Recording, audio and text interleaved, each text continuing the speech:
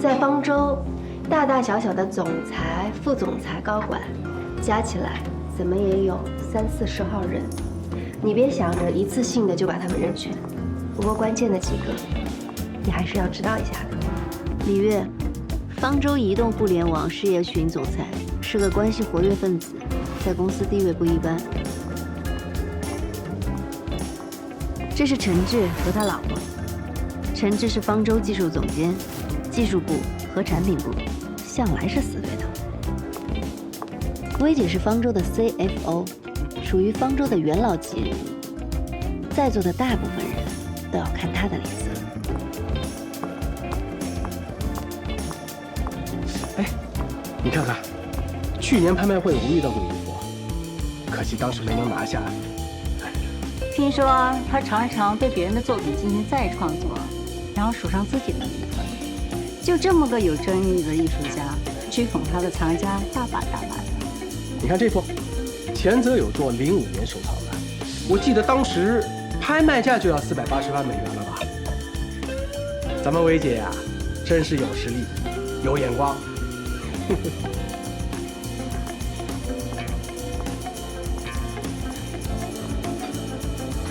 来，敬薇姐吧，啊，薇姐，来，给你尝尝酒。魏明太太吧，这魏总没告诉你时间吗？你来晚了，我们都在这儿聊了好一会儿了。不好意思啊，地方不熟，多绕了几圈，确实是来晚了。大家都到齐了吗？今天的计划呢是晚饭之前运动运动，不过不勉强大家，我自己先去换件衣服啊。走吧。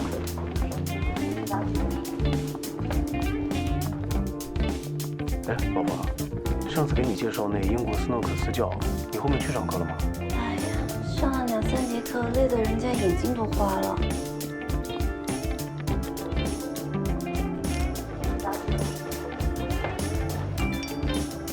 什么情况？不就是吃饭吗？哪来的活动环节啊？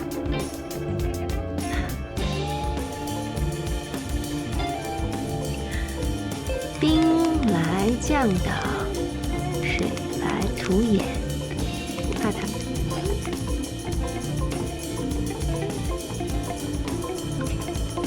半个小时后到。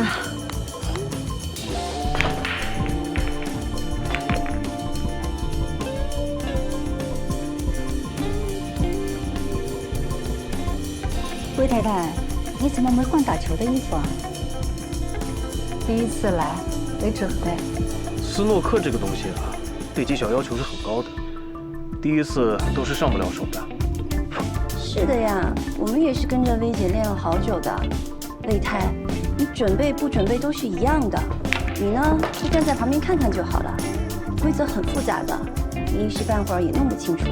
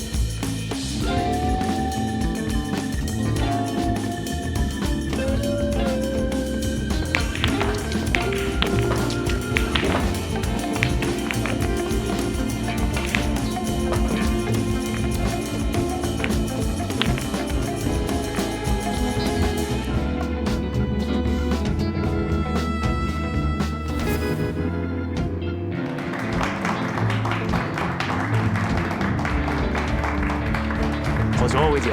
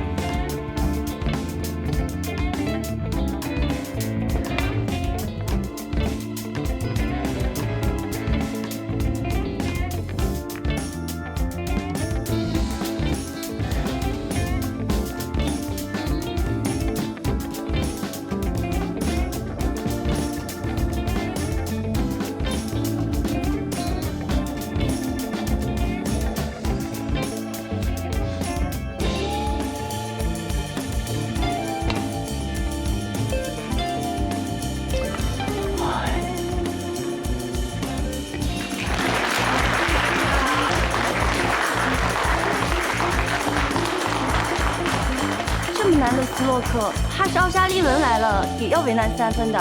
老公，输给薇姐，咱不丢人啊！下一个谁来？魏太太，要不然试一下？魏太这身衣服怕是不合适吧？要不然就算了吧。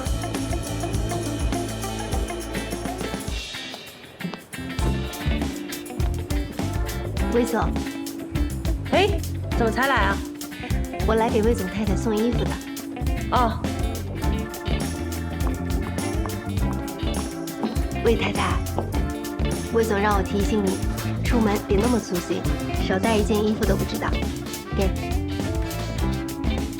啊，知道了，谢谢啊。魏太，现在有衣服了，要不要跟魏姐打一局啊？好啊。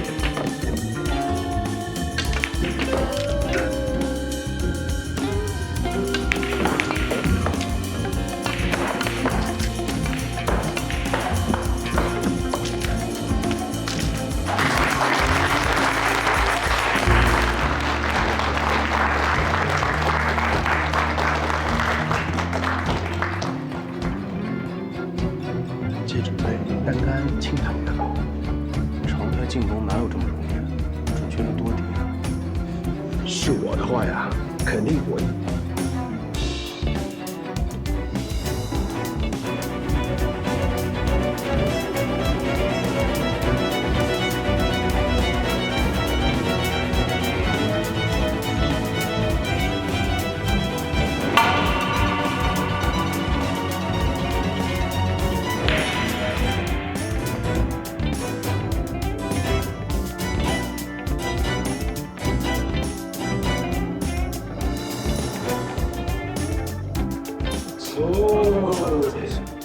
高手啊！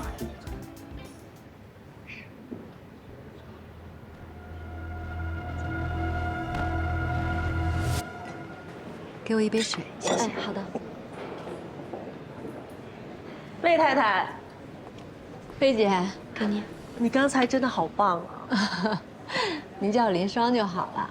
你是在哪儿学的斯诺克？我是上学的时候参加过江大的斯诺克社团。你是江大的？是啊，我是你的学妹，令小姐姐。这么巧啊！哦，当年在大学那会儿，谁教了你斯诺克呀？其实吧，我没正经学过，就是有一个同学，他没事就指导我几下。不过他的斯诺克是林丽教的。怎么了？不会吧，我也是林丽教的啊！这么说起来，咱俩是师出同门啊！小师妹。不过他俩现在聊什么呢？聊得这么开心。你说这魏明老婆球打得这么好，听说没有？肯定是请的英国教练呗，一看就知道。我也给你找的英国教练，你怎么什么都没学会啊？哎呀，你就别说了。行了，你俩别打情骂俏了。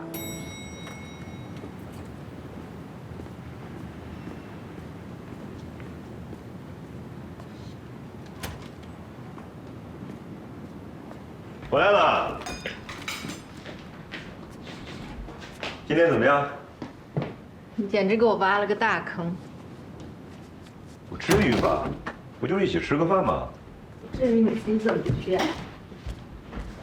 我不有重要客户呢吗？这身衣服没见你穿过呀？什么时候买的？哦，好久没穿了，去年买的。口红挺好看的。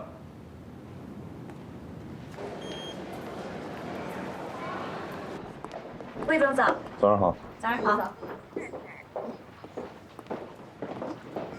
妹妹，魏总玩的还开心吗？昨天？哦，昨天太棒了，没想到你有一个宝藏太太。我太太朋友不多，您肯带她玩，她开心还来不及呢。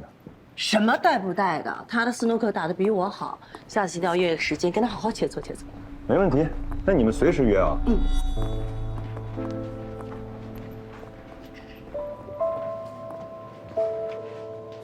要不是啊，你提前帮我排雷，还临时赶来救场，我现在应该已经社死了。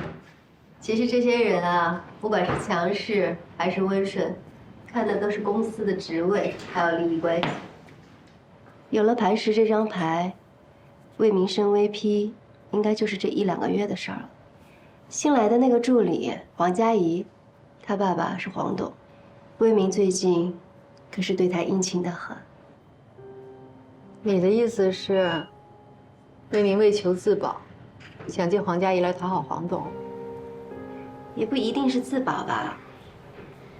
人心不足蛇吞象，魏明还不到40岁，他的野心应该不仅仅只是一个副总吧。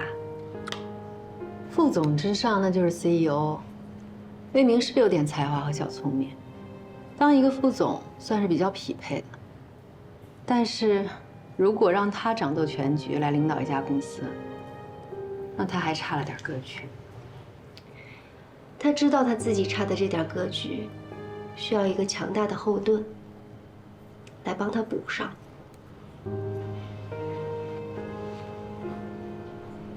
他想让黄董来当这个后盾。魏明的能力嘛，是有一些小天赋，但是论起对付女人，他可是天下第一。我看那个黄佳怡被家人保护得很好，一点鉴别男人的能力都没有。他已经着了魏明的道了。如果只是提携自己的女儿，那这份恩情黄董未必会记挂很久。但如果成为黄董的家人，那就不一样。你说魏明要娶黄佳怡？以我对魏明的了解，不是不可能。那这也太毁三观了吧！不管怎么样，找工作的事情呢，还是得抓紧。对了，魏明的工资还有奖金都是公开的，再加上我知道的分红和绩效，我估算出了他大致的年收入。另外，他这个人喜欢搞小动作，回扣也没少拿。我知道的，全部都在里面。谢谢，这次帮了我大忙了。思义说，在财产分割当中，对方一定会想方设法的降低你分得财产的比例。但是如果我能了解他全部的收入状况，把能分的蛋糕尽量做大，这也算是变相的多分了一些财产。该是你的，咱们1分都不能让。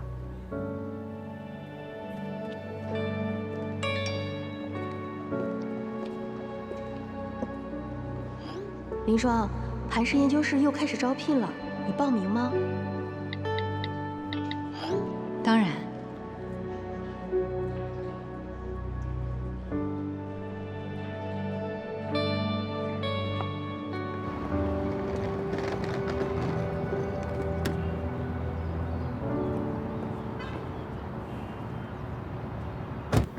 魏总，跟您确认一下，咱们是去 T2对吧？对。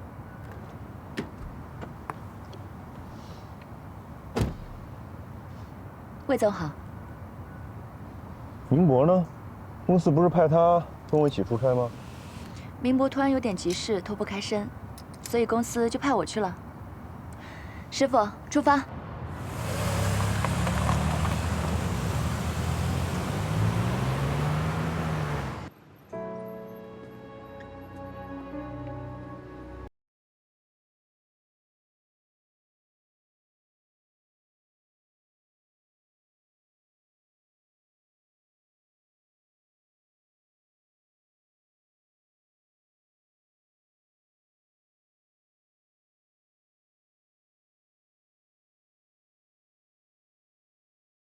这几个月你是真的补了很多课。这么短的时间，除了 Python 语言的熟练掌握，还补上了之前深度学习推荐系统的短板，还研究了 Tyson RT， 实践项目也做了不少。看来你确实下了不少苦功夫。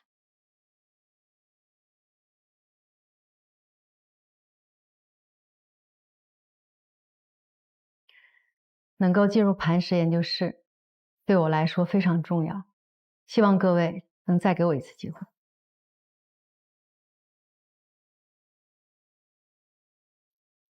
顾总，我没有别的问题了。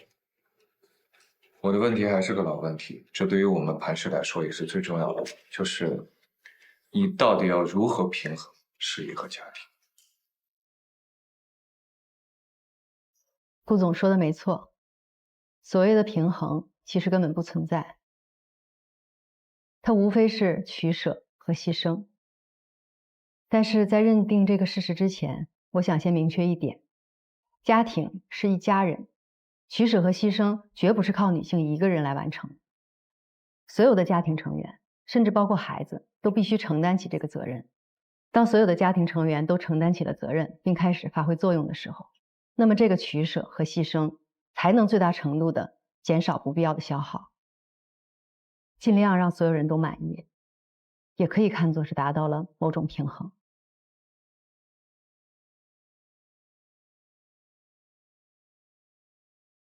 你刚刚这番话呢，说的很有道理，但是你表达的只是一种理想化的状态，恐怕执行起来是非常难的。而且，程序员是高强度的工作，即便是大学刚毕业的年轻的员工，也有时候可能会感到力不从心。所以你到底拿什么来证明你能够胜任？我想让大家看一个表格。我的一天是从早上6点开始的，洗漱、更衣。6点20，我准备早餐，叫家人起床。7点15送孩子去幼儿园。8点菜场买菜。8点40回到家里，收拾餐桌，整理衣服，还要处理一些缴费和外出事宜。一边我还要用手机听课。12点钟，我会利用午餐的时间下单一些生活必需品。12点半，午餐结束，我为晚餐做准备。3点，我会去幼儿园接孩子，直接送到特长班，督促他语数外以及画画还有围棋等技能的学习。5点钟回到家做饭，6点钟吃晚餐。7点半，我给孩子洗漱，哄他睡觉。9点钟，我再重新收拾一遍房间，为第二天早餐做准备。10点，我可以继续学习2个小时。12点，我自己洗漱睡觉。这只是我过去几年里最普普通通的一天。如果遇上老人、孩子生病，家里突然来亲戚，那这张表格还会复杂很多。另外，除了时间管理，几年的主妇生活也让我对于财务统计、家里人的心理疏导以及各方面的协调能力都有了很大的进步。我想，我的工作强度和复杂度对比一个初级程序员的工作需求应该是绰绰有余。你在之前的面试和笔试中分数排名是最高的，所以看得出啊，你的 Spark 以及机器学习方面的工程能力是非常的扎实的。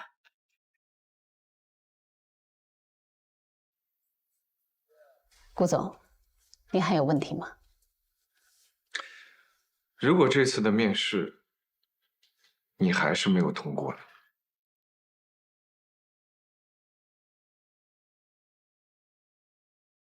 我一开始出来找工作，其实动机非常单纯，就是想赚点工资。选择做程序员也是因为老本行好上手。但在这几个月的跌跌撞撞里，我开始想起来那个曾经在家庭主妇身份中过度自我认同而丢失的自己。所以，不管我能不能来磐石工作，我都笃定了会在寻找自我、实现自我的路上继续前行。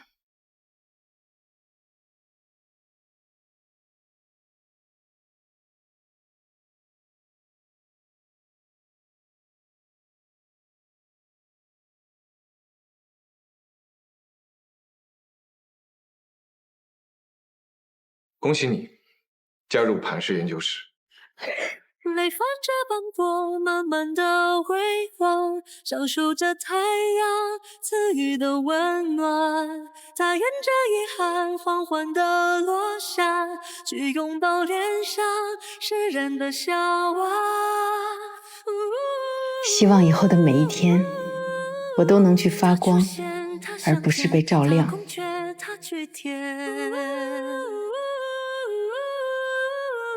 他看见，他蜕变，他不屑，他共勉。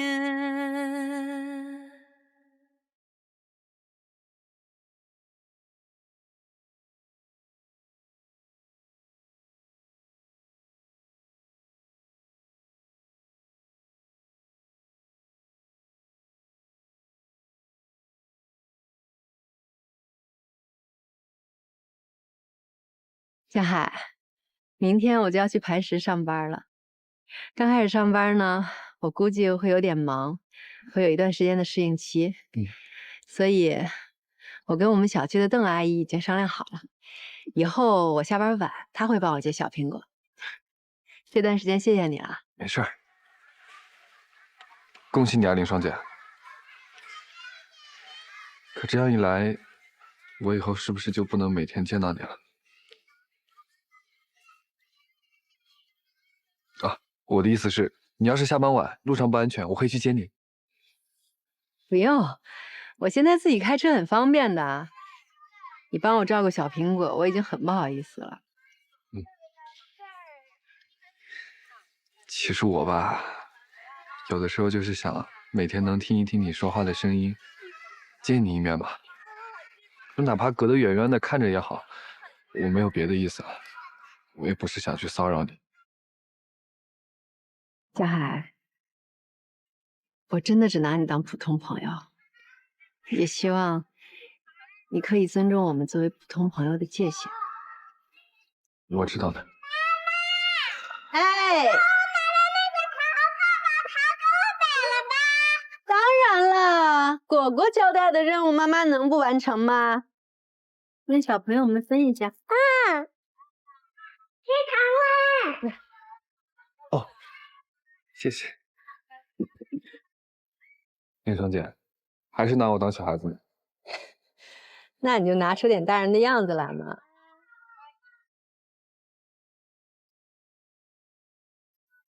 魏总，不吃饭吗？这么严肃干什么呀？我刚才给明博打电话，你硬把他顶替了。这么快就穿帮了？王佳怡，这里是公司，不是你过家家的地方。我没在闹着玩儿，我是真想跟你学点东西。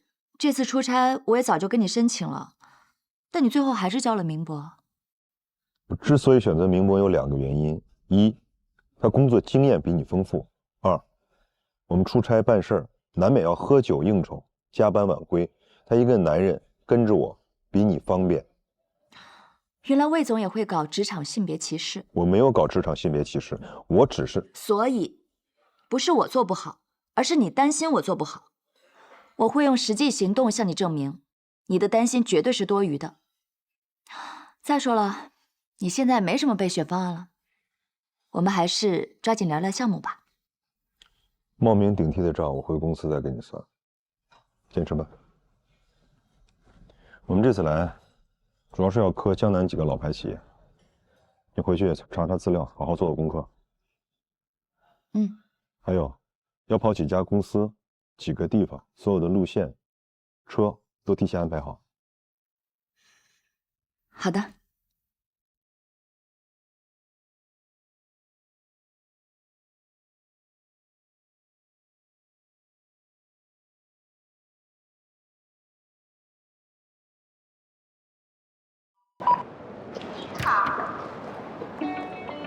林双，欢迎你在磐石正式开启你的程序员生涯。谢谢，我带你过去。咱们磐石科技成立于2015年，目前呢是国内首屈一指的企业软件公司，主要提供数据库、工具和应用软件等相关的咨询支持服务。你这次入职的小组呢是隶属于开发中心的，也就是我们研发中心。像我们研发中心现在目前有180多名的开发人员。你也知道，咱们公司可是向来是以技术为核心的，所以啊，这研发中心都是 CEO 的直属。这边就是工作区域了，你看一下。哦，对了，你这边还要下载一个工作软件，就是这个引擎。引擎呢是咱们磐石内部的协作合作系统，像日常的工作沟通以及请假调休之类的，一切跟工作有关的事情，基本上都是可以在引擎上解决的。哎，你可以选几个位置啊？哦，就是这边绿色都可以选。那我就选这个吧。哎，挺好的，可以。那我带你过去。就是这里。好，我那边还有事情忙，到时候有什么事儿找我啊。加油！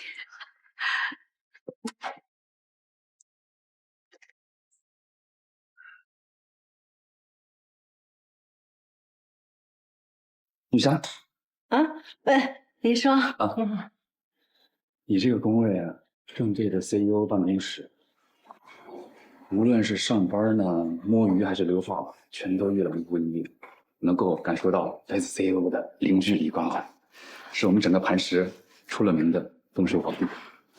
接水去了啊。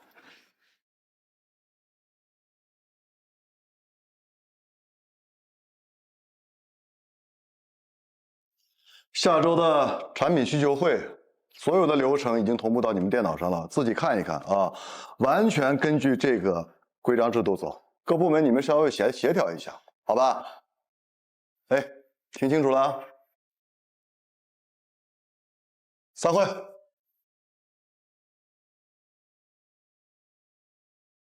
林双，产品的需求会。啊，哦。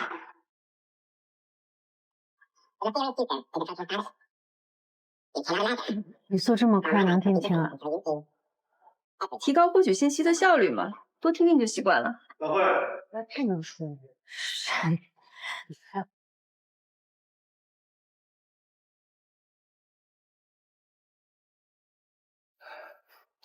宵夜加按摩，公司加班福利。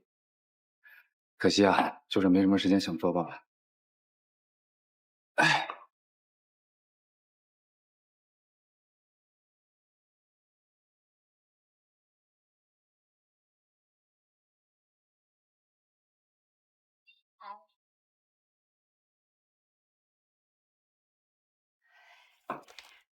不好意思啊，邓阿姨。没事，睡熟了。那我去了啊，我送你。好，那你注意安全，谢谢啊。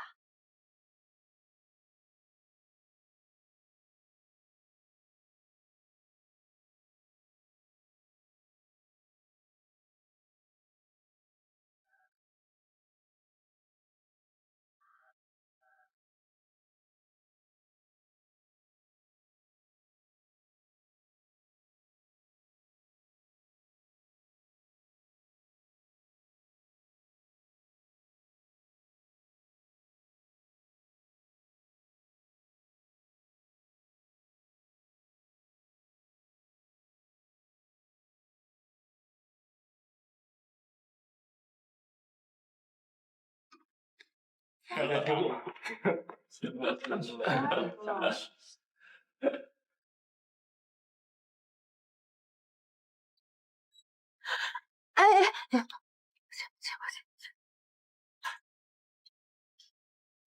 问你，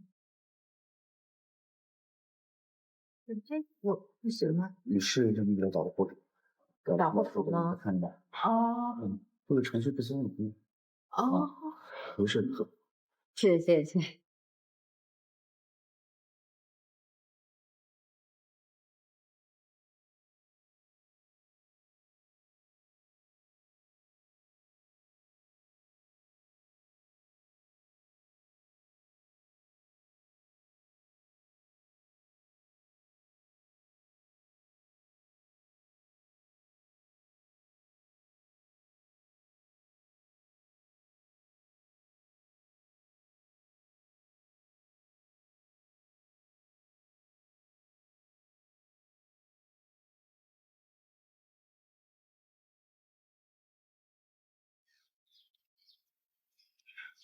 怎么了？有什么问题吗？没有问题。今天可能要辛苦了，我们得连夜修点方案。魏总，我看那个客户根本就没想诚心跟我们合作，改方案根本就是个借口。我们这次来的任务就是要把不可能变成可能。方舟的实力摆在那里，市面上那么多客户，咱们换个更好搞的不行吗？就没有好搞的客户。佳怡，你是千金大小姐，从小到大一帆风顺，没吃过苦，你可能一时半会儿很难了解打工人的生活。没关系，越是难做的事情，做成了越有成就感。不信你试试。那我试试。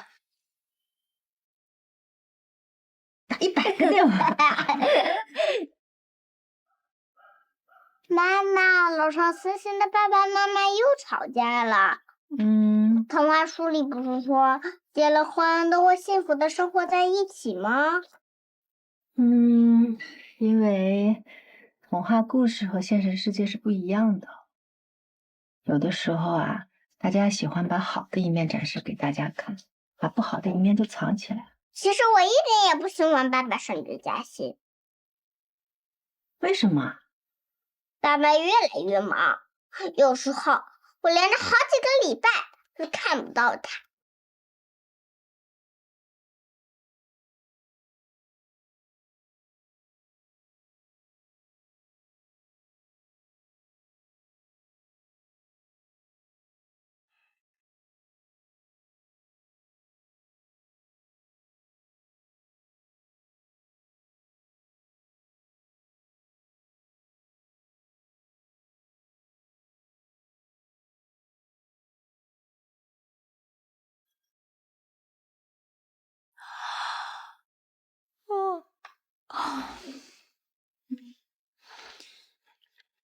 佳怡，你把星辉的资料让我看一下。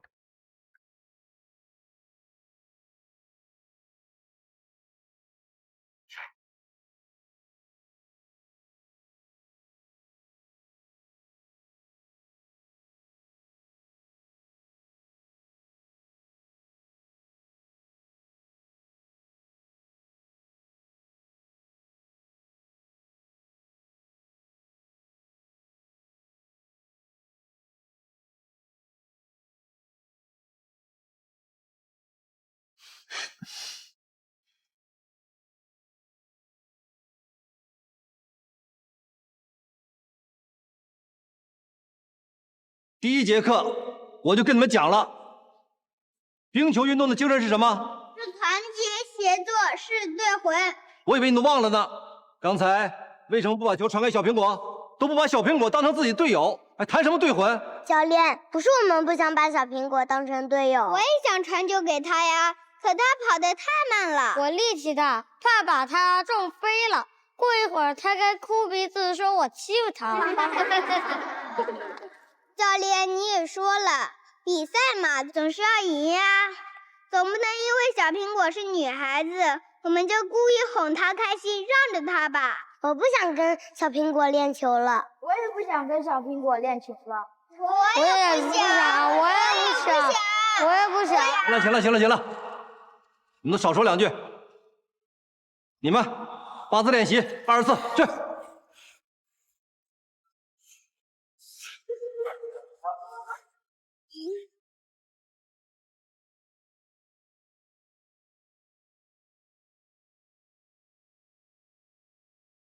林生，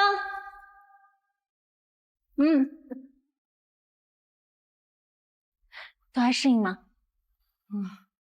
正在努力适应中。跟你想象的不大一样吧？大厂需要用速度对抗周期性，职场环境也会相对复杂，所以短期内你估计会很辛苦。没事，我挺开心的，不怕辛苦。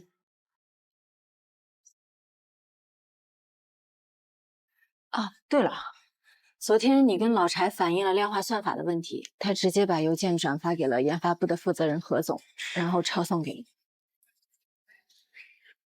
可是我不知道他，你不用和我解释。今天何总正好在北京出差，明天等他回来，你好好想想该怎么跟他解释。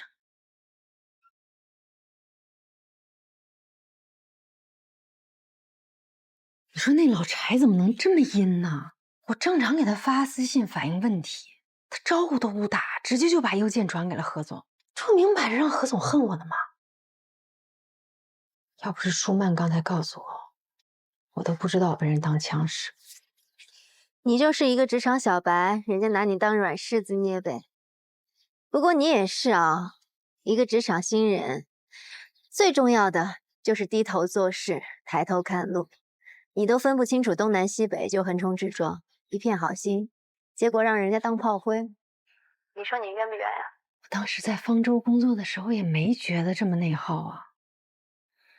方舟那个时候处于初创阶段，就几十名员工，现在的磐石有几万名员工，自然有亲疏，有派别，有阵营，有利益关系是非常正常的事情啊。职场不是童话世界，除了有实力和努力，还需要随机应变的能力。快点帮我想一想，明天那个研发部的何总回来，我应该怎么说啊？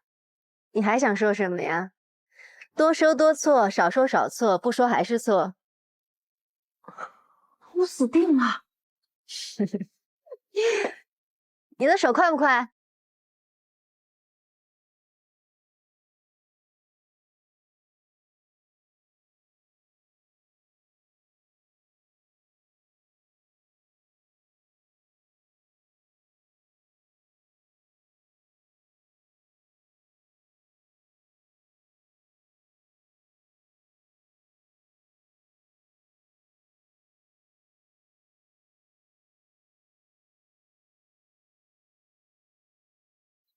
基于我这次去北京项目洽谈，进一步了解了客户的需求。稍后呢，负责这个项目的同事啊，跟我走，咱们单独开个会聊一聊。好。哦，有同事给我发邮件，反映开源的量化算法性能不佳，所以刚刚会前我特地找了 KV 跑了一下算法，测了一下性能效果，结果发现根本不存在邮件里反映的问题。这到底是怎么回事啊？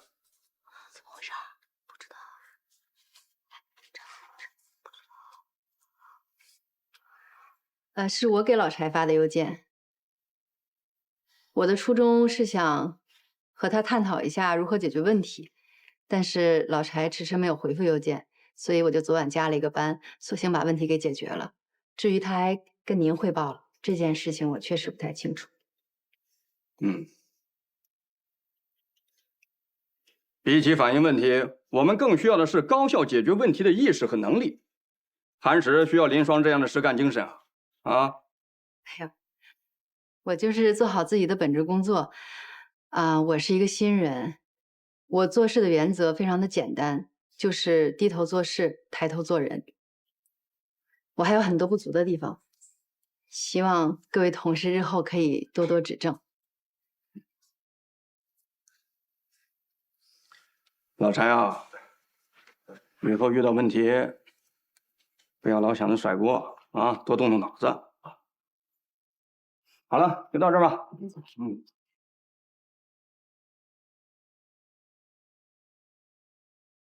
来，晶晶晶晶晶，为你开心，谢谢你。恭喜你啊，一战成名。以后谁想要在磐石欺负你，估计有点困难了。说真的，还得多亏了你。以前吧，我觉得你行走江湖全靠啊，但没想到你对付职场潜规则也有一套啊。我希望在职场上，你永远也不要知道这些潜规则。对付职场这种小垃圾，我可是有100种办法。以后看他们谁还敢欺负你。怕了，人际关系这门学科呀，真的是比专业难多了。在职场上啊，是有很多这种人情啊、欺骗啊、背叛的小故事。但是你知道吗？最受人尊重的，就是像你这样，真正有能力、正能量且向上的人。可以啊，凌霜，表现不错啊。何总，没有，我呢，其实就是做点力所能及的事儿。你当时来江大听课的时候，我就知道你不一般的。哦，您记得我去江大听课的事儿啊？当然，听人力的周小晴说，你是顾总特别安排来听课的。我是顾许安排来的。行了，你们继续吧。哦，何总您慢走啊。好。干嘛？这个顾许什么情况？他可是你的冤家对头，他为什么会帮你啊？而且他还帮了我。他该不会是对你有什么企图吧？哇，对我有神经病啊！我有什么可企图的？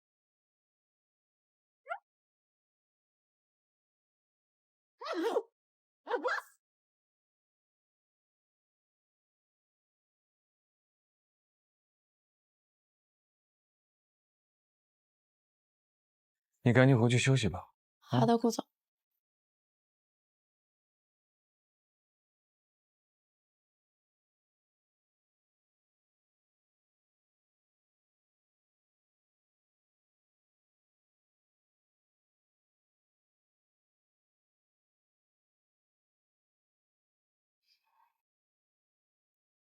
哎呀，还没写完呢。我已经给你保存好了，困了就回家睡觉，别在公司浪费电。训练你也要管，听个课你也要安排。你这个 CEO 是不是有点太操心？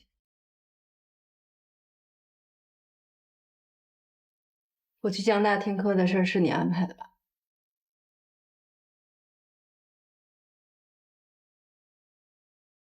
你不是最看不上我吗？干嘛要帮我？我帮你是2个原因：一，你是林老师的女儿，林老师对我的恩情无以为报，所以我只能从你这儿借花献佛；二，倒是我个人原因。其实我之所以成为今天的顾许，在某种程度上是得益于你。因为我，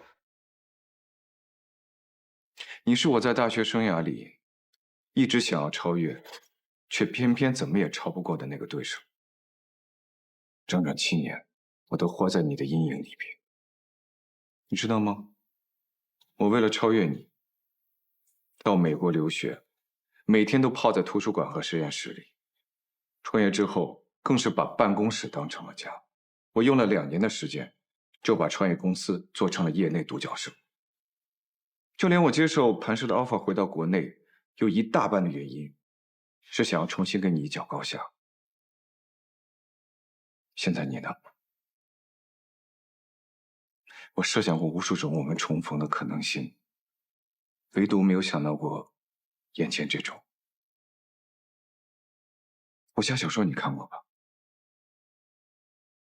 什么意思？我拼尽了全力练成盖世武功，就是想要和你重新一较高下。现在孤独求败的心情，我倒是体会到了。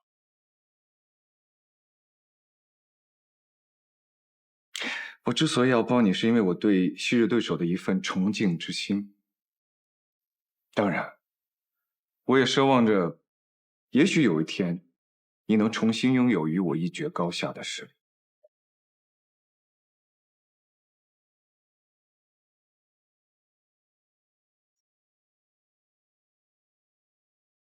谢谢。不过我连进入磐石都是勉勉强强，距离成为你的对手还差108000里呢。我估计你这个愿望应该是很难实现。